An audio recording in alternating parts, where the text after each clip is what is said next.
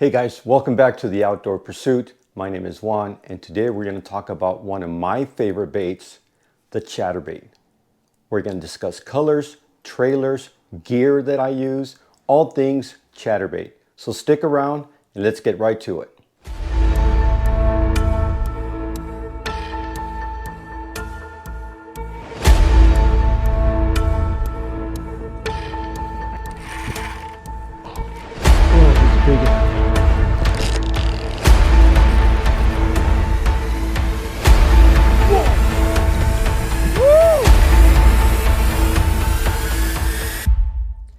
The Chatterbait is one of those versatile baits that you can throw year-round. I personally have it in my arsenal 12 months out of the year, and I'll throw it every season. There's some seasons that it doesn't work as well as other seasons, but as for me, it's always in my truck, and I use it all the time. But exactly what is a Chatterbait? You know, for this discussion, if you look at it, it looks like a jig. It's got a lead head in the front, it's got a stout hook, and it's got a skirt on it.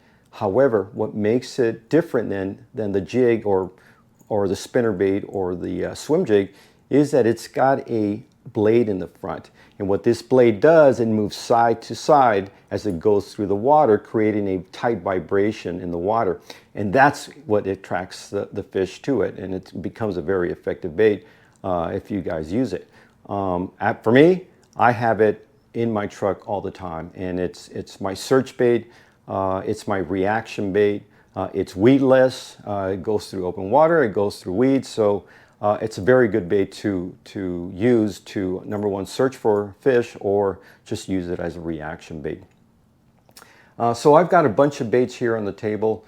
I've got different colors, I've got different trailers, and I think what I'll start with which chatterbait I use. And I don't know if it's a surprise to anybody, but I like to use the Z-Man jackhammer.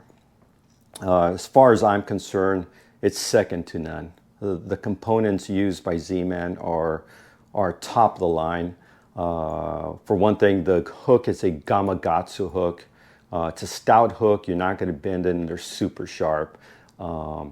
What separates this bait from all the other bladed jigs is that it has a unique line tie-in and a unique blade. And so this blade right here, and I've tried other blades, and you can use any other bladed jig. I think they all work just fine. The difference between the jackhammer and all the other bladed jigs is that as soon as it hits a water and you give it half a crank, it'll start vibrating.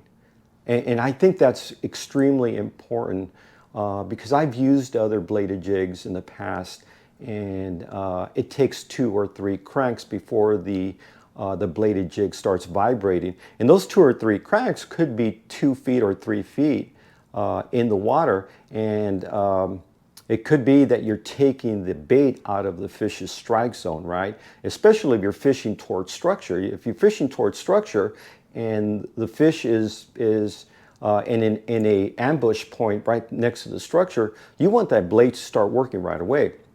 And the jackhammer does that. Now, the only issue with the jackhammer that I see is that it's very expensive. It's a $17, $18 bait. And yeah, you snag it and you lose it, you know, it does hurt. However, Z-Man does have an alternative to the jackhammer that is almost as good. And I say almost because it doesn't have the components that the jackhammer does, but the Z-Man Custom. The Z-Man Custom does have a stout hook, not as stout as a jackhammer, and it does have the blade. However, the tie-in here and the blade components aren't as good as a jackhammer, but it's about half the cost of the jackhammer. It's about $8-9, and so it's a pretty good bait for the price. And so what I tend to do is, if I know I'm going to fish an area that has a lot of structure, a lot of places where my bait could get snagged, I'll throw the custom. And if I'm throwing through to open water or through fishing lanes that the odds of me getting snagged are low, then I'll throw the jackhammer. You know, so if I lose a custom and I get it snagged somewhere, it's not going to hurt as much as if I lose the jackhammer. Now Z-Man also has the Mini-Max here, and the Mini-Max is a downsized version of the jackhammer. It's a smaller hook, which is just as stout as a jackhammer, but it's a compact size. So you're downsizing your bait just a bit, and so when the fishing gets tough and the bites are few and far apart, you can downsize to the Mini-Max. And I think it works just as well as a jackhammer because I've thrown this several times, and I just started using it, but I've thrown this several times and I've caught a few fish with it, but the blade starts working right away, which surprised me because the price index on this is about half the cost of the jackhammer. So this is a good option. Now you can choose whatever brand you want to throw. I mean, Striking Thunder Cricket is another good one. I've thrown it a couple of times, but I do prefer the Z-Man line, especially the jackhammer. I think the jackhammer is second to none. But hey, guys, you can throw any brand you want to. I think they're all as good. It's just you want that edge, right? That performance from your bait. So jackhammer, Z-Man products, I think those are, and I'm not sponsored by them, but those are very good products. Okay, so let's talk about the trailers. Now, for the trailers, I keep it super simple, just like I keep my colors simple. For the jackhammer, I have a couple of trailers that I use. So my go-to trailer, my number one trailer is the Hog Farmer Spunk Shad. I've thrown Kitex on my trailers, and they don't work as well as the Spunk Shad does. I think the Kitex with a paddle tail in the back, it disrupts the movement of the chatterbait as it goes through the water. It just gets a little funky as it's moving. The Hog Farmer here, the Spunk Shad, it's got a unique little trailer. It's extremely active, but it goes through the water well, and it's not as thick in the body too, so it doesn't interfere with the hook. So I do recommend this one for the full-size jackhammer or the custom. Now for also one more bait for the larger size chatterbait, the Yamamoto Seiko. Here's another one that's got a real lively tail, not a paddle tail, but it still has a tail and it's real lively. I like it not as much as I like the Spunk Shad because it's got a little thicker body, and so personally I think it interferes with the gap of your hook here, and so because it is a little bit thicker, but moves great in the water, and I think that's what you want to look for, something that looks natural as it goes through the water. And Kitex don't look as natural with the chatterbait. For the smaller Mini-Max, I will go with a Big Bite Baits Kamikaze. This is the Kamikaze Swim On, I believe, and it's a smaller version of a Hog Farmer here. I think the Hog Farmer is a 4.5. I think this is 3 3/4. It does have a couple of tentacles at the end, but it swims well and it works well. It pairs up extremely well with the Mini-Max here. As you can see, this is a Mini-Max in white and a Mini-Max in a green pumpkin bluegill color. Now, that's a good segue to talk about colors. Now, colors for me, again, I keep it super simple. I like to match a hatch, either a bluegill or a shad color, minnow color. So for my jackhammer, it's always some sort of shad pattern. This one in particular, I don't remember the name of it, but I'll list all the baits, and I'll list all the colors and sizes that I use. I'll list it in the description so you guys can go ahead and just click on the link and it'll take you straight to Tackle Warehouse. Okay, so color for me, it's some sort of shad pattern, either white or white and chartreuse or white and green pumpkin. This is a green, white and green pumpkin on top that it works fairly well in these waters, and I think in all waters that has shad for bait and minnow-like type of bait. I'll also throw a green pumpkin like this one, green pumpkin with chartreuse, or green pumpkin with some sort of purple, maybe a PB&J. That works extremely well. The Minimax, I will go with a pure white or a shad, or a 6C shad, or a Tennessee shad. And I'll also throw a bluegill imitator or sungill imitator, something that's got a green pumpkin with purple and orange in it. This seems to work well, especially when post-spawn for bluegill, and the bluegills this size. Always look at your bait fish. If the bait fish are a little bit larger, you know, a larger bluegill, then, or a larger shad, then go with the jackhammer. If you've got small bait fish, then I would go with the Minimax and try to match that hatch, right? So those are the colors that I use. Okay guys, as far as gear, that is where the anglers have drawn a line in the sand. So there's two sides as far as rods are concerned. You've got one side that prefers a graphite rod. You've got another side that prefers a fiberglass rod. And just a heads up, I throw a fiberglass rod, and I'll explain that in the video later on as we go along, why I choose a fiberglass. Now, you don't have to use you don't have to have a specific chatterbait rod. You can throw it with any medium heavy, and I would recommend a medium heavy fast action graphite or fiberglass. But you do want a softer tip, or you do want some sort of parabolic bend in the middle of the rod, right? And I'll explain in a bit why.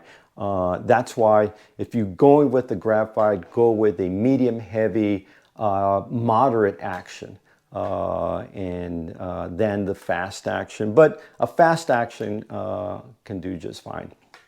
Now, the reason why you want to go with something that's got a little bit of bend on the tip is that when you're fishing the chatterbait, as it's going through the water, there's a couple of things that you should know. One, if it's going through the water, this blade is going side by side and it's moving through the water. When the fish inhales the bait, because it always attacks it from behind, it inhales the bait as it takes it into its mouth.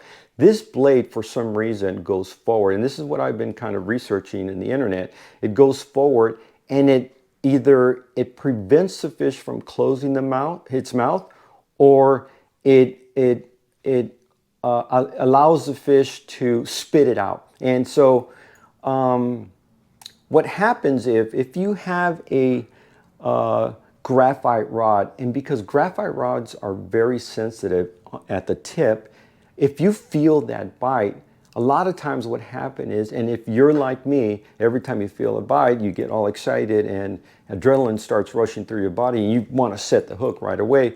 You tend to prematurely set the hook on these chatterbaits, and what happens, two things might happen. One, you'll rip it out of its mouth, or two, if you do hook onto them and it's not secured into the fish's mouth, when the fish jumps, it'll spit it out, and that's happened to me. On the other side, and that's what was happening to me. So when I was fishing with a graphite rod, I was having a hard time landing fish. And I, like everybody else, you know, I get excited when I get a bite. And so I wasn't sure what was going on. I don't know if I was setting the hook too hard, or or it was something else, right? So I did my research and I started looking into the fiberglass rod. And so what the fiberglass rod does, it's not as sensitive at the tip. Fiberglass seems to have more of a parabolic bend, but it's dull. It's a dull rod, and it doesn't have that sensitivity. And so what it allows me to do is when I feel that chatterbait, and with a chatterbait, what happens is when that fish sucks it in, the blade stops working, and you'll feel it. You'll feel the vibration when you reel it in, and then it'll stop vibrating, almost like you're going through weeds or something like that. But it's actually a fish engulfing the bait. And so what the fiberglass rod does, it dulls that. And so it gives you maybe 2 or 3 additional seconds before you set the hook. But by that time, that fish has already engulfed the bait, right? And those 2 or 3 seconds is what made the difference with me by using a glass rod. And so I started landing more fish. Now, if you're never tried a glass rod and you want to use it, it takes time. It'll take you some time to get used to it. However, it was very effective for me and it worked for me as far as a chatterbait. So I do have a dedicated rod for the chatterbait. It just landed more fish for me. I like the parabolic bend in the midsection of this fiberglass rod. It allows me to pin the bait in the fish's mouth a little bit better. And the other thing I do recommend is when you are fishing a chatterbait on the other end of your rod, you want to lean into, when you feel the bite, you want to lean into it almost like you're fishing a crankbait. You don't want to set the hook. You don't want to reel down and set the hook like you're doing a Texas rig or a jig. You just kind of want to gently lean into it and let the pull do its job, right? So that's why I recommend a softer tip or something with a little bit more parabolic bend in the midsection. As far as my rod is concerned, I use the Shimano Zodius 7.2 medium heavy fast action glass rod. This rod works for me. It just did the trick. I started landing more fish. It's the right size. It's well balanced. It's light, and I've paired it with a Shimano SLX DC. And those of you guys that use the DCs, man, you can bomb these baits way out there, right? So it just pairs real good. I can cover water extremely well with it, and it works well with the glass rod. Now, as far as line is concerned, I use fluorocarbon. Anywhere between 15 and 17 pound works for me. It's got enough stretch and enough strength for me to bring the fish to the bank. So this is my combo right here. I think it works extremely good. So yeah, as far as gear, guys, you can go with a graphite or fiberglass.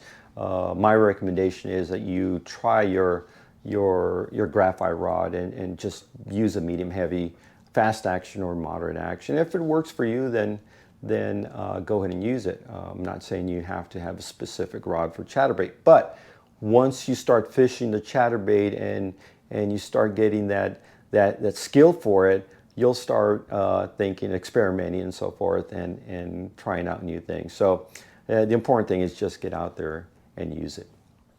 As I said before, the chatterbait is a versatile bait. How I fish it, just cast it out, reel it in. Now, I tend to prioritize my targets, right? So I will fish structure first. I will throw it against weed lines, parallel to weed lines. I'll throw it next to tules. I'll throw it next to pads. I'll throw it next to rocks or riprap. Anything that I think that the fish might be hiding and waiting to ambush prey fish, right? So anything like that, any structure, I'll throw it there first. But I'll also throw it in open water, and I'll use it as a search bait. It works great as a search bait because you'll have fish follow it into the shore, right? You can fan cast it out there. You can throw it into open areas or weed lines. It works just as well. So pretty much anything like that, I just give it a cast out there, and you can bomb it out there, or you can target a specific point, and then just reel it in steady. And you can fish it down at the bottom, you can fish it mid-column, or even try to burn it into the bank, right? So, but for as far as what I do is I just do a steady reel, right? I just keep it evenly in there and try to fish the middle of the column.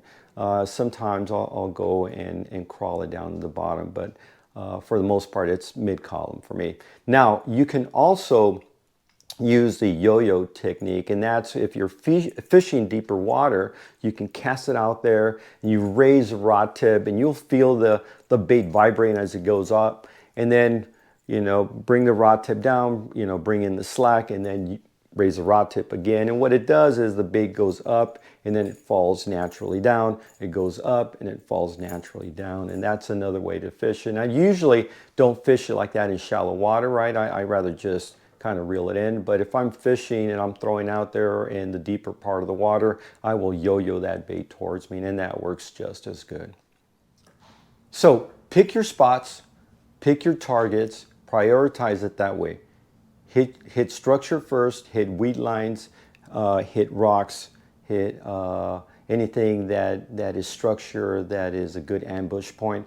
And then after that, then go ahead and throw it in open water. Use it as a search bait, fan cast it all over the place. Have the fish follow your bait, or you'll catch fish, because there's deeper weed lines, right? So for shallow waters, I would recommend using the Mini Max. It's a smaller profile. It goes great in shallow water, right along the bank, 1 feet of water, 2 feet of water. So that works great. Deeper waters or open fishing lanes, I would go with a jackhammer. That works well. But you know, either one works fine. I've thrown the jackhammer in 1 foot of water, and it catches fish. So either one works fine, guys. Just use them, pick your spots, and you'll catch more fish. Okay, guys, one more thing before I sign off here. Here's a tip. When you're fishing the chatterbait, check your line. Now, I tend to retie every third or fourth fish. I try to make it a habit, you know, and that's with every bait that I throw. I try to make it a habit of retie. I cannot tell you how many times I've lost a fish because I've broken off because I'm too lazy to retie. Now, the chatterbait, especially, you should retie, and because the fish will come from behind and engulf it, and usually it'll bite down on the front part of the tie-in right there, and their teeth will get into that fluorocarbon, and so retie. Now, if you don't get into the habit of retying every third or fourth, or set a schedule, feel the line at the tie-in, and rub your fingers on it, and feel if there's any nicks or cuts, anything that's an abrasion that doesn't feel normal, retie. You don't want to jeopardize the catch of your life. You know, you don't want to jeopardize that PB because you were too lazy and didn't retie. And God knows I've learned my lesson the hard way. So that's my tip for you guys. Retie your baits, especially the chatterbait, because this is a $17 bait, and you don't want to lose it because you didn't retie your bait. Let me know what you think in the comments. I know some of you might prefer to throw a spinnerbait over a chatterbait, or a swim jig over a chatterbait. I would like to know what the community thinks on these baits, right? It's interesting because I think anglers and fishermen are split between chatterbaits and spinnerbaits and swim jigs. So let me know what you think in the comments. Guys, thanks a lot for watching. If you enjoyed this video, please subscribe, hit the like button. That helps me do more video and more content out there, and I truly enjoy this. For those of you who have subscribed, thank you very much. I really do appreciate it. Well, that's it, guys. You guys take care, stay safe, and let's go fishing.